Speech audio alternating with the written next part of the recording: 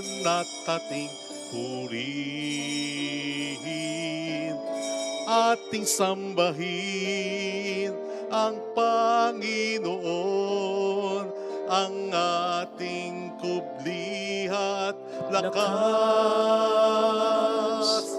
Lumapit tayo sa Panginoon, siya'y awitan at ating purihin. Lumapit tayo sa Panginoon, siya'y awitan at ating purihin. Lumapit tayo sa Panginoon. Sa ngalan ng Ama at ng Anak at ng Espiritu Santo, Amen. sumainyo ang Panginoon. At sumaiyo rin. Upang tayo maging marapat sa banal na misang ito, halina't magsisimuna para sa ating mga kasalanan at pagkukulang. Tayo pong lahat, inaamin ko sa makapangyarihang Diyos at sa inyo mga kapatid, na lubha akong nagkasala sa isip, sa salita at sa gawa, at sa aking pagkukulang. Kaya sinasamo ko sa mahal na Birheng Maria, sa lahat ng mga anghel at mga banal, at sa inyo mga kapatid, na ako'y panalangin sa sa Panginoong Panginoong ating ating Diyos. Diyos. Kaawaan tayo na mapagmahal na Diyos, patawarin sa ating mga sala, at patnubayan hanggang sa buhay na walang hanggan. Amen. Panginoon, kaawaan mo kami. Panginoon, kaawaan mo kami. Kristo, kaawaan mo kami. Kristo, kaawaan mo kami. Panginoon, kaawaan mo kami. Panginoon, kaawaan mo kami. Yumuko tayo, maaaring ibulong sa Panginoon ang ating intensyon.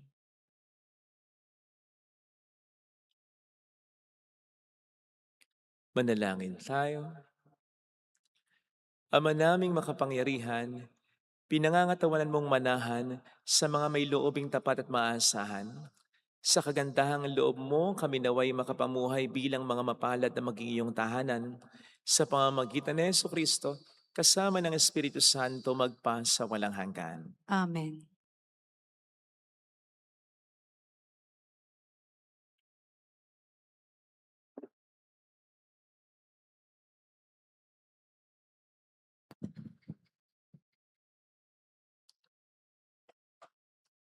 Ang salita ng Diyos mula sa unang aklat ng mga hari.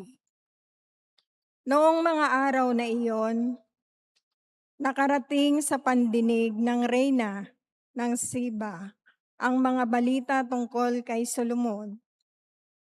Kaya't nagsadya siya upang subukin ito sa pamamagitan ng malalim na katanungan.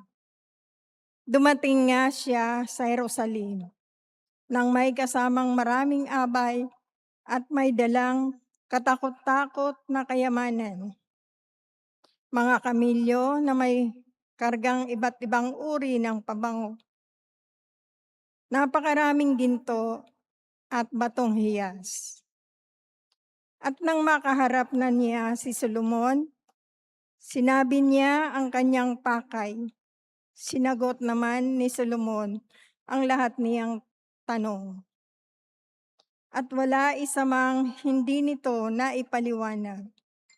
Humanga ang reyna sa karunungan ni Solomon at sa palasyong ipinagawa nito. Napansin niya ang pagkain sa hapag ng hari, ang mga tirahan ng kanyang mga pinuno at ang kaayusan ng kanyang mga tauhan. Napansin din niya ang kanyang kasuotan, ang mga tagadulot niya ng inumin, ang handog na inialay niya sa templo. Hangang-hanga ang reyna sa kanyang nakita. Kaya't sinabi niya sa hari, "Totoo nga pala ang lahat ng narinig ko tungkol sa inyo. Hindi ko mapaniwalaan ang mga sinasabi nila sa akin tungkol sa inyo.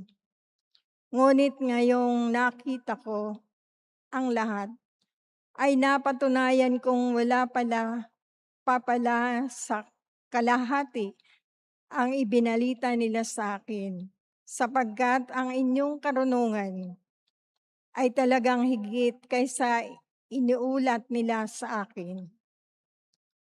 Mapalad ang inyong mga asawa, mapalad ang inyong mga tauhan sapagkat lagi nilang naririnig ang inyong karunungan. Purihin ang Panginoon, ang inyong Diyos, na nagpala sa inyo at nagpaluklok sa trono ng Israel. Dahil sa walang katapusang pag-ibig ng Panginoon sa Israel, ginawa niya kayong hari upang mamahala dito at magpairal ng katarungan. At ang haring binigyan niya ng halos 5 toneladang ginto at napakaraming pabango at batong hiyas. Kailan may hindi natumbasan sa dami ang pabangong iyon na bigay ng reyna ng Siba kay Haring Solomon. Ang salita ng Diyos. Salamat sa Diyos. Madiwa kapag mangusap ang mga matuwid at ganap. Madiwa kapag nangusap ang mga matuwid at ganap. Ang iyong sarili sa Diyos mo ilagak. Pag nagtiwala kay tutulungang ganap, ang kabutihan mo ay magliliwanag katulad ng araw kung tanghaling tapat. Madiwa kapag nangusap ang mga matuwid at ganap. Ang mga matuwid magdiwang mangusap at ang sinasabi nila'y pawang tumpak. Ang utos ng Diyos ang nagsasapuso, sa utos na ito'y hindi lumalayo. Madiwa kapag nangusap ang mga matuwid at ganap. Ililigtas ng Diyos ang mga matuwid. Iingatan sila pag naliligalig. Ililigtas sila at kanyang tutulungan laban sa masama. Ipagsasanggalang sapagkat sa poong nangungubling tunay. Madiwa kapag nangusap ang mga matuwid at ganap.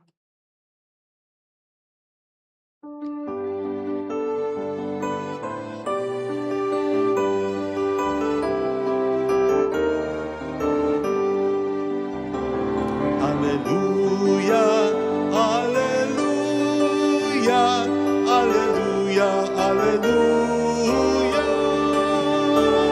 Hallelujah, hallelujah, hallelujah, hallelujah.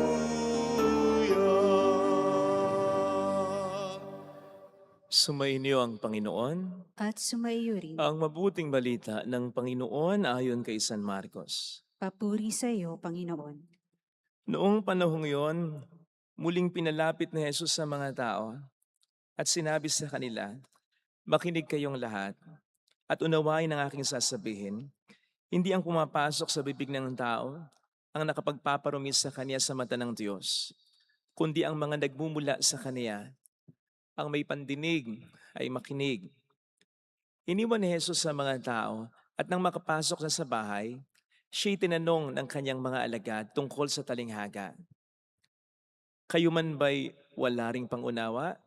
Tugon ni Jesus, "Hindi ba niyo alam na hindi nakapagpaparumi sa tao ang kinakain niya, sapagkat hindi naman pumapasok iyon sa kanyang puso, kundi sa tiyan, at pagkatapos ay dinudumi?"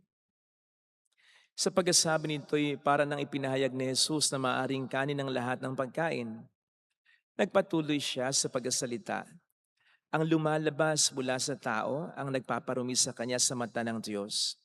Sapagkat sa loob sa puso ng tao, nagmumula ang masamang isipang naguudyok sa kaniya na makiapid, magnakaw, pumatay, mangalunya, mag-imbot, at gumawa ng lahat ng kabuktutan tulad ng pangdaraya, kahalayan, pagkainggit, paninirang puri, kapalaluan, at kahangalan. Ang lahat ng ito'y nanggagaling sa puso ng tao at siyang nagpaparumi sa kaniya. Mga kapatid, ang mabuting balita ng Panginoon. Pinupuri ka namin, Panginoong Hesukristo. Welcome sa Our Lady of Lasalette Quasay Parish, kung saan ayos lang pong umiyak at samahan tayo ng mahal ay sa pag-iyak at sa pagdarasal upang maging maayos ang lahat. Isa sa pinakamahirap na pwedeng maging problema ng tao ay ang pagkakaroon ng sakit o karamdaman. Sabi nga po natin, mahirap ang magkasakit. Kasi manghihina tayo, apektado ang ating pagtatrabaho, hindi tayo ganong magiging epektibo, pati na rin ang ating pakikipagkapwa-tao. Sometimes, kinakailangang i-isolate natin ang ating sarili para hindi tayo makahawa o hindi tayo lalong mahawa. At syempre, kailangan natin ng pera, ng makakasama, ng mga taong titingin sa atin ng may malasakit sana. At sana, kung mabilis lang ang gamutan, papaano kung tumagal pa? At papaano kung hanggang kamatayan na? Napakahirap niyan, di ba?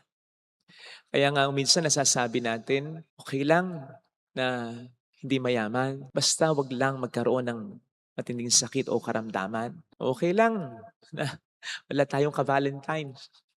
Basta wag lang magkasakit o karamdaman. Ni hindi natin iisipin para sa iba yan. Sana'y magkasakit ang iba kung okay ang ating konsensya. Sapagkat alam nating mahirap at nakatatakot na magkasakit. Kaya nakapagtataka ang katotohanan na hindi lahat ng tao ay iniiwas ng Diyos sa karamdaman. Kung paano nakapagtataka rin naman na hindi lahat ng may sakit na tumatawag sa Kanya ay binibigyan niya rin ng kagalingan. May mga kakilala po tayo na nag-iingat naman, maayos naman ang pagkain, okay naman ang tulog, walang bisyo, nag-eehersisyo, pero nagkakasakit. Kung paanong may mga kilala din tayong may sakit na sa kabila ng matinding gamutan at nagsisimba, nagdarasal naman ay hindi gumagaling sa kanilang karamdaman.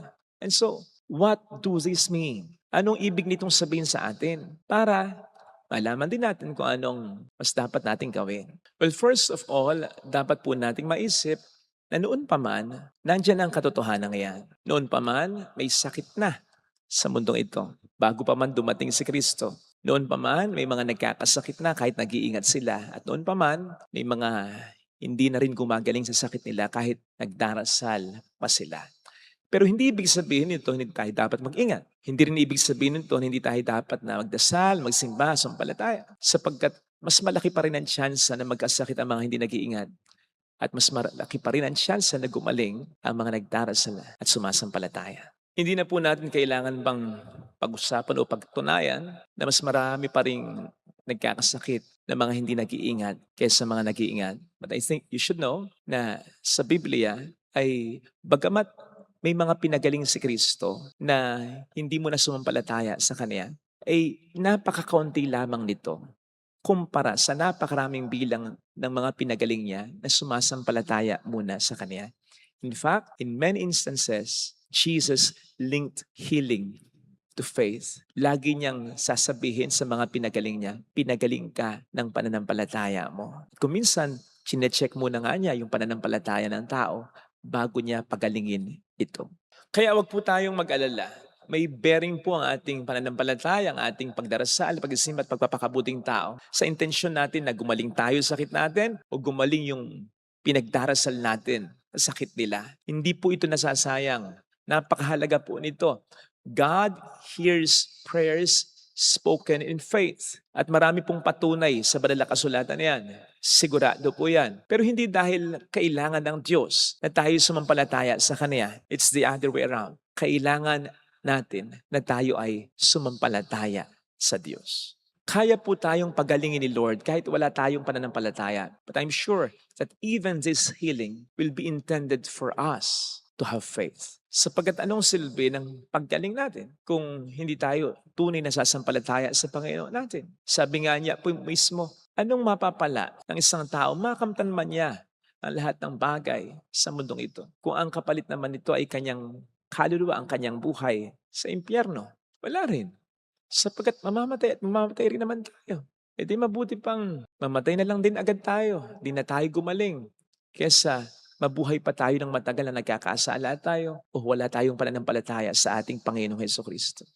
Ganun po kahalaga ang pananampalataya natin. Pero alam niyo po ba ang pananampalataya na tunay na nakapagpapagaling? Ito yung pananampalatayang tunay na nagtitiwala sa Panginoon natin. Because faith is not something that we use to demand things from God, but something that should move us to surrender everything to God. Ito yung kahit may sakit ay nagdarasal pa rin, nagsisimba pa rin, nagpapakabuti pa rin ang sumasampalataya, ng may pananampalataya, pero ipinagpapasa Diyos ang lahat ng paraan ng pagsagot sa kanyang pananalangin. Ito po yung panalangin o pananampalatayang nakapagpapangiti sa Diyos. Again, hindi dahil kailangan ng Diyos ang pananampalataya natin, kundi dahil kailangan natin ng ganitong uri ng pananampalataya na totoong nakapagpapagaling, hindi lang ng katawan, kundi lalo na ng kalooban ng puso natin. Meron po akong kilala dati na may nakitang mass sa isang parte ng katawan niya. Ang sabi sa initial findings ay mukhang malala na, mukhang cancer pa. And so, habang hinihintay namin yung talagang resulta ng pagtingin sa kanya, she asked us to pray for her. Pero alam po niyo yun, hindi mo makikitahan ng takot o ng labis na pag-aalala. Although sinabi niya, syempre magdasal tayo, magdasal kami para gumaling siya, para hindi maging seryoso yung sakit niya. But then sabi niya, ano man ang mangyari, kung ano man ang kalooban ng Diyos, tatanggapin niya buong puso niya. Nang sabihin niya yun, yung kaibigan niya biglang umiyak, magalkol. At sinabi sa kanya, hindi, gagaling ka, basta gagaling ka. Basta gagaling ka, pray tayo, gagaling ka. Kaya tinanong niya ito, naman pala para sa'yo gagaling ako. Ba't magulgul ka?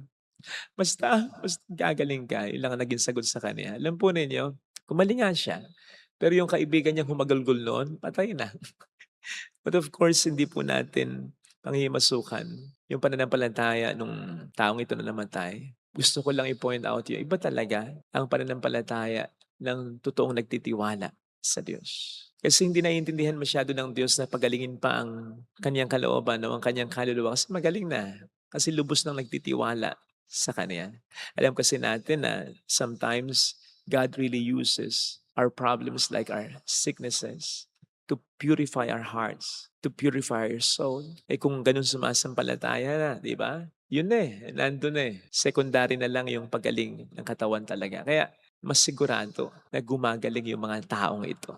Ito yung parang sinasabi sa 1 James 5:14 na nandun agad yung kumpiyansa natin na ibibigay ng Diyos ang ating inihiling dahil ito'y naaayon sa kalooban niya para sa atin. Kaya sa misang ito yung biyaya na hilingin natin as we remember Our Lady of Lourdes habang pinagdarasal natin na sana'y pagdasal tayo ng mahal na ina ng Lourdes. Yung kalooban natin ay mai-align agad natin sa kalooban ng Panginoon natin upang nandun agad ang kumpiyansa natin na ibibigay niya ang ating hinihiling. Ito sana ang hilingin nating biyaya sa pagdiriwang na ito. Amen. Ilagay natin ang ating kanang kamay sa tapat ng ating puso.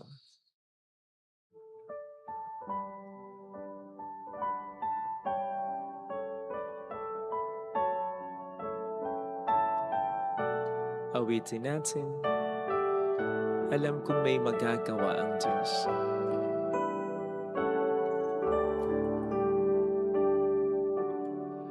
Alam kong may magagawa ang Diyos. Alam kong may magagawa ang Diyos. Alam kong may magagawa Walang imposible sa Kanya. ang Diyos. Kung ako'y magtatapat, Kung ako'y magtatapat sa Kanya'y maglilingkod. sa Kanya'y maglilingkod.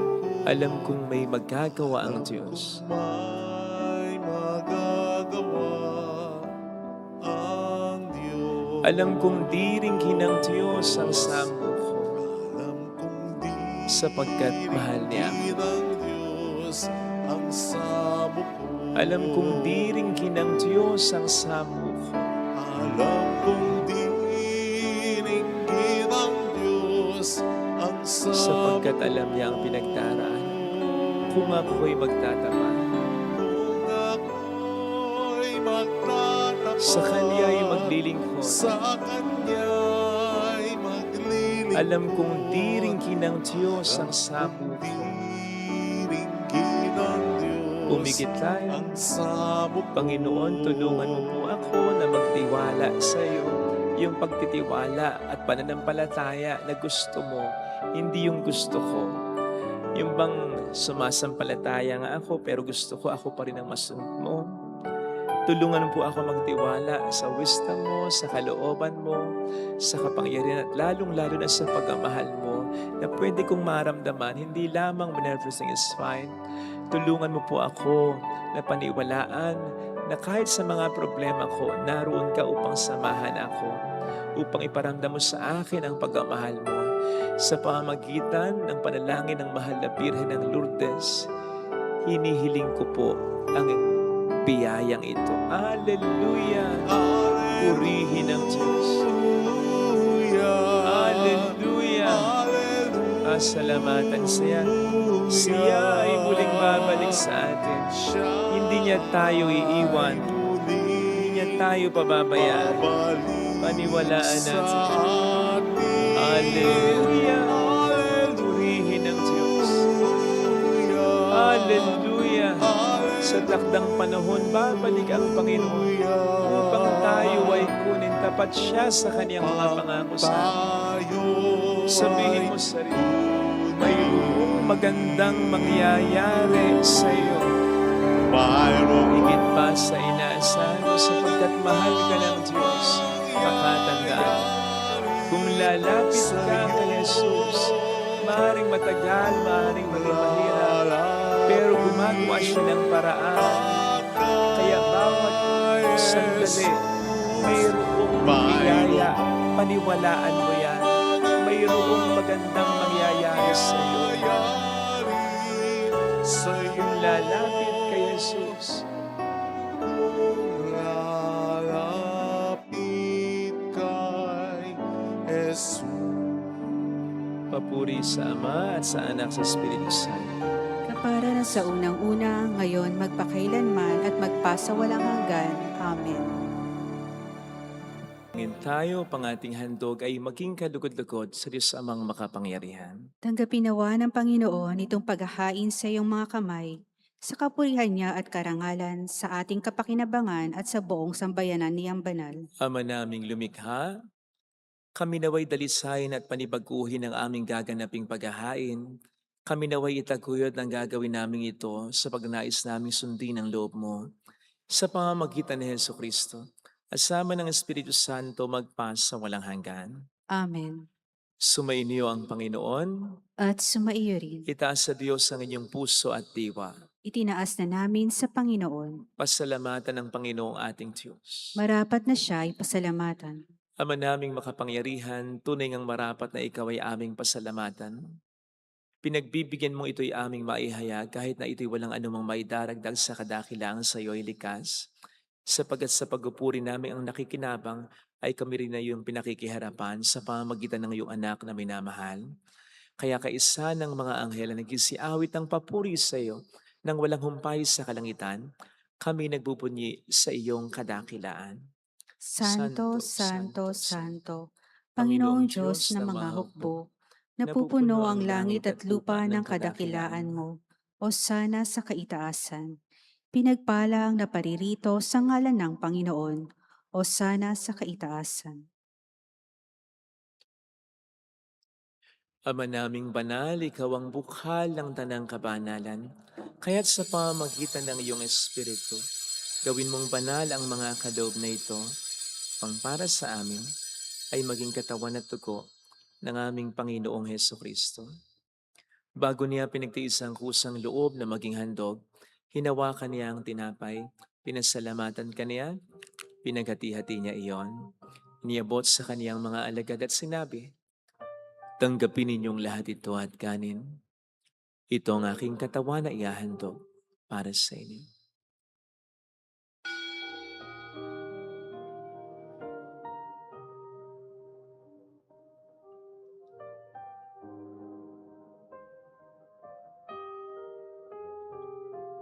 Gayun din naman ang matapos ang hapunan, nawakan niya ang kalis. Uli kanyang pinasalamatan. Iniabot niya ang kalis sa kaniyang mga alagad at sinabi, "Tanggapin ninyong lahat ito at inumin. Ito ang kalis ng aking dugo ng bago't walang hanggang tipan. Ang aking dugo na ibubuhos para sa inyo at para sa lahat sa ikapagkapatawad ng mga kasalanan. Gawin niyo ito sa pag-alala sa akin.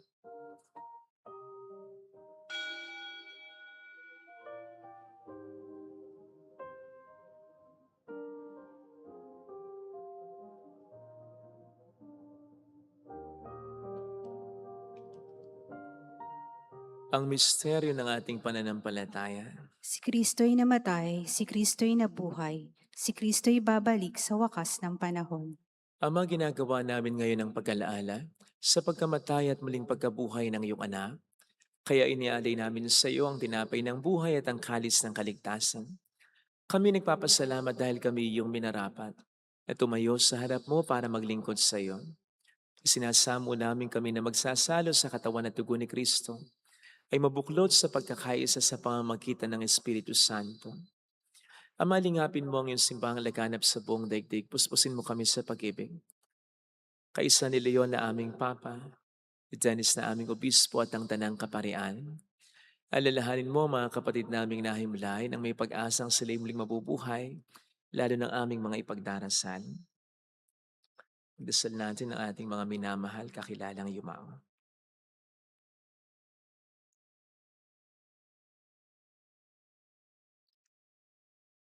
Kaawaan mo sila at patuloyin sa iyong kaliwanagan.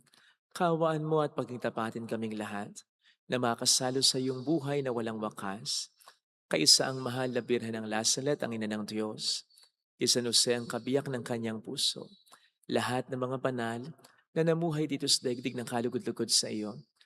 May pagdiwang naman namin ang pagupuri sa ikararangal mo sa pamamagitan ng iyong anak na aming Panginoong Jesucristo. Sa pamagitan ni Kristo, kasama niya at sa Kanya, ang lahat ng parangal papuri ay sa iyo, Diyos amang makapangyarihan, kasama ang Espiritu Santo, magpasawalang hanggan. Amen.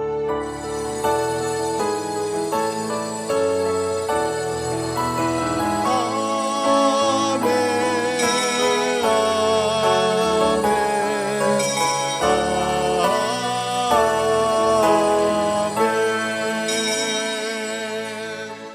Tumawag tayo sa ating Ama.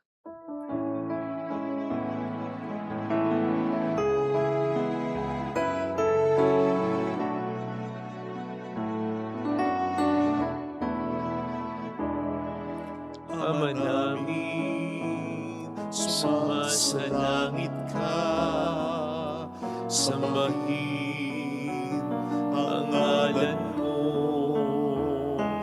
mapasamin ang kaharian mo, sundin ang loob mo, dito sa lupa para nang sa langit. Bigyan mo kami ngayon ng aming kakanin sa araw, at patawarin mo kami sa aming mga sala, para ng pagpapatawad namin sa nagkakasala sa amin.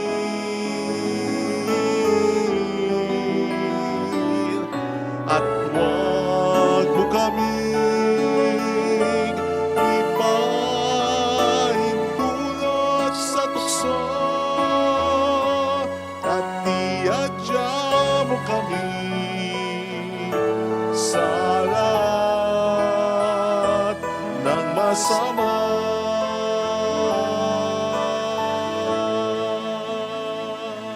Iniling namin kami adya sa lahat ng masama, pagkalooban ng kapayapaan na araw-araw, iligtas sa kasalanan, samantalang aming pinaghahandaan ang dakilang araw ng pagpapahayag ng tagapagligtas naming sa Jesucristo. Sapagkat iyo ang kaharian, ang kapangyarihan at ang kapurihan, magpakailanman. Amen. Panginoong Kristo, sinabi mo noon, sinasabi mo rin sa amin ngayon, kapayapaan ang iniiwan ko sa inyo, aking kapayapaan ang binibigay ko. Tunghayin mong aming pananampalataya, wag ang aming pagkakasala. Pagkalooban mo kami ng kapayapaan at pagkakaisa sa iyong kalooban, kasama ang Espiritu Santo magpasa walang hanggan. Amen. Ang kapayapaan ng Panginoon ay sumainyo daw ang lahat. At sumaiyo rin. Magbigayan tayo ng kapayapaan sa isa't isa. Peace be with you. Kapayapaan po. Kordero ng Diyos. Na nag-aalis ng mga kasalanan ng sanlibutan, maawa ka sa amin. Kordero ng Diyos na nag-aalis ng mga kasalanan ng sanlibutan, maawa ka sa amin. Kordero ng Diyos na nag-aalis ng mga kasalanan ng sanlibutan, ipagkaloob mo sa amin ang kapayapaan.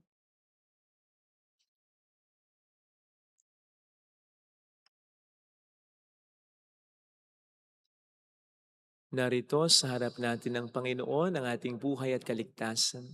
Mapalad tayong inaanyayahan. Panginoon, hindi ako karapat-dapat na magpatuloy sa iyo, ngunit sa isang salita mo lamang ay gagaling na ako.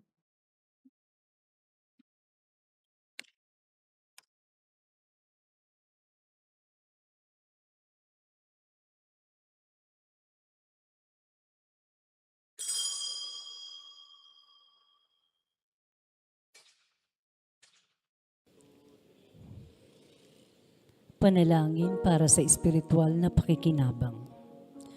Panginoong Hesus, ako ay naniniwala na ikaw ay nasa kabanal-banalang sakramento. Iniibig kita ng higit sa lahat at ninanasa kong tanggapin ka sa aking kaluluwa. Sapagkat sa mga sandaling ito, hindi kita matatanggap sa sakramento. Tumuloy ka sa espiritu sa aking puso. Niyayakap kita na parabang naririto ka na. Inaalay ko ng buong buo ang aking sarili sa iyo. Huwag mong hayaang mawalay ako sa iyo. Amen.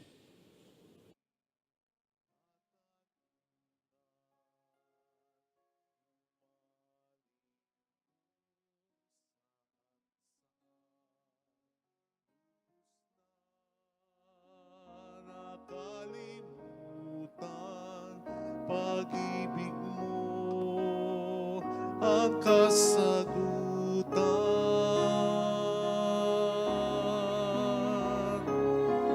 Diyos ko,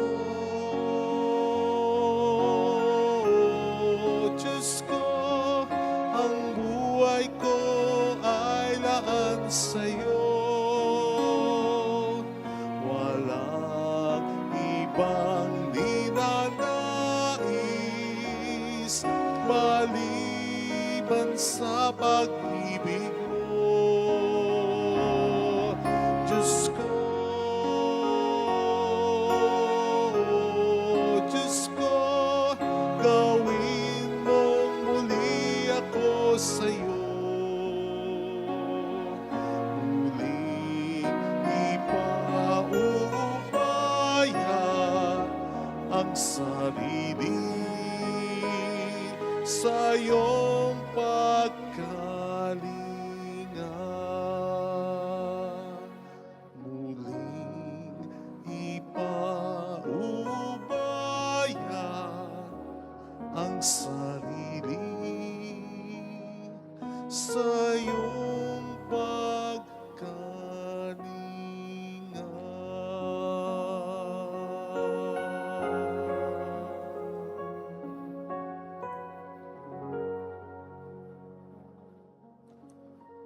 Manalangin tayo.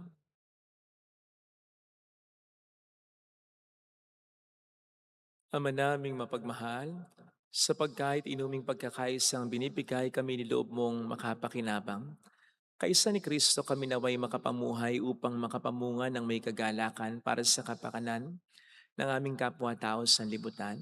Sa pamamagitan niya, kasama ng Espiritu Santo, magpasa walang hanggan. Amen. Holy God, Holy Mighty One, Holy Immortal One, Have mercy on us and on the whole world. Holy God, Holy Mighty One, Holy Immortal One. Have mercy on us and on the whole world. Holy God, Holy Mighty One, Holy Immortal One. Have mercy on us and on the whole world. Jesus, King of Mercy, We trust in you.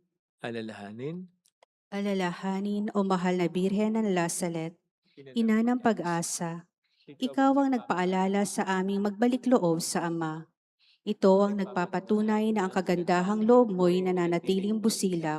Sa pag-aaruga mo sa amin, tungkulin mo'y tinupad. Sa paanan ni Kristo'y itinuring mo kaming mga tunay mong anak. Kaya ninais mong ni isa'y huwag mapahamak. Maging sa iyong walang tigil na pananalangin, pati luhay pumatak.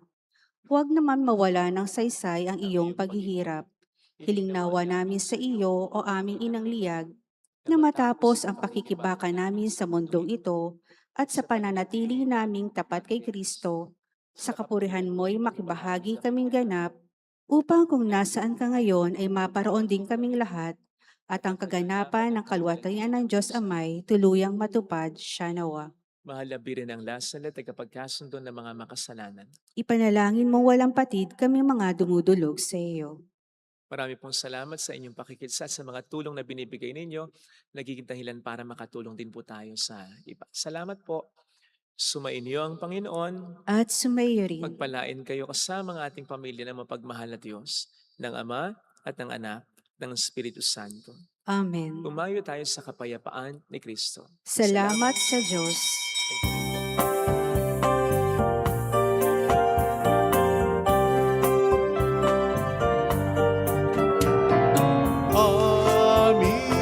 Aming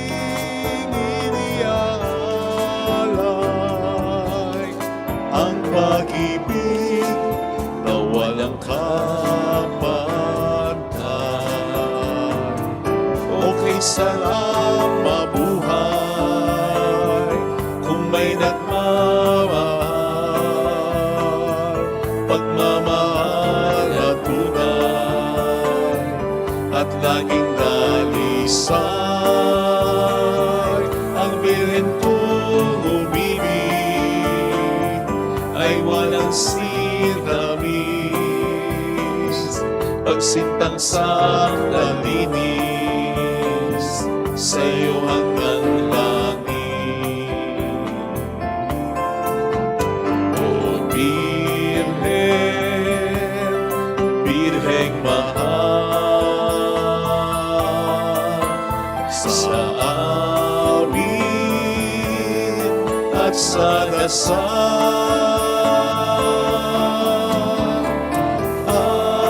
aming iniaalay ang pag-ibig